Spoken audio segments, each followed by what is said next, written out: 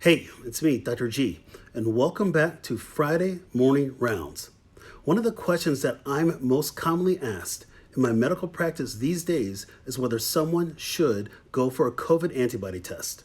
Before I give you the 411 on this topic, I need you to go to my Facebook page or YouTube channel, smash that like or subscribe button, and gain instant access to a ton of awesome health content that is super helpful for you and your family. Now, back to the question at hand. The U.S. represents 4.25% of the global population, but accounts for nearly 25% of the world's total number of positive COVID-19 cases and deaths. So it would not be unreasonable to consider checking your immunity status if A, you live in the United States, and B, have heard of antibody testing. Shucks, I have considered it myself on many occasions. However, we've known for quite some time that the science isn't clear on what having positive COVID-19 antibodies really means.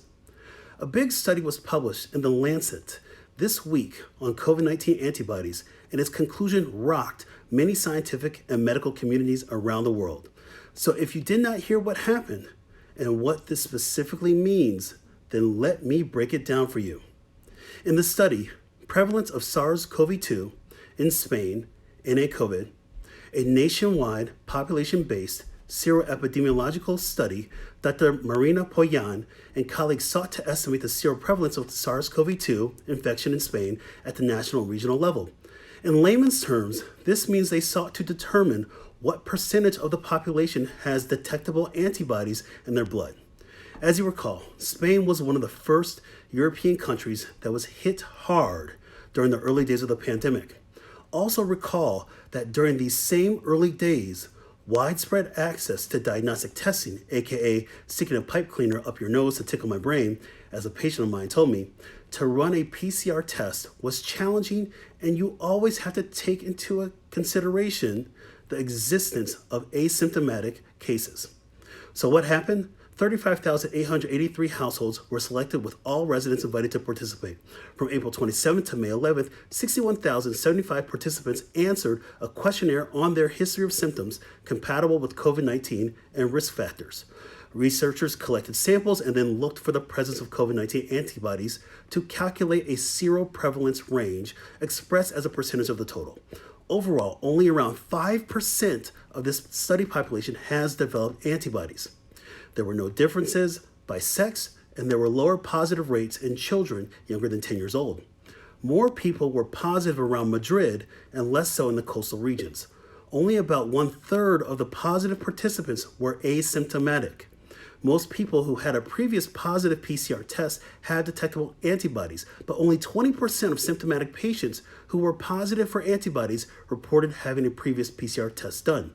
So what does this mean, and what are the broader implications? For Spain, the majority of the country's population is seronegative to the novel coronavirus COVID-19. If we use Spain as an example of a country that experienced unprecedented death and devastation early in their outbreak, and then apply this to the United States, we can presume the following. Number one, most of our population remains unexposed to COVID-19. Number two, immunity after an infection seems short-lived. Number three, maintaining current public health measures, social distancing, mask wearing, hand washing, identifying and isolating new cases, contact tracing is paramount. And number four, it seems unlikely that we as a population should universally be going for antibody tests, especially if a natural infection does not create a large and sustained immune response. Based on this study, herd immunity via natural infection is unattainable because it is thought that 70 to 90% of a population needs to be immune to protect the uninfected. Remember, in the Spain study, only 5% of participants had antibodies. Our best bet to end the pandemic is not via a collateral damage approach, overwhelming health systems, and furthering the loss of lives from an incredibly lethal infection.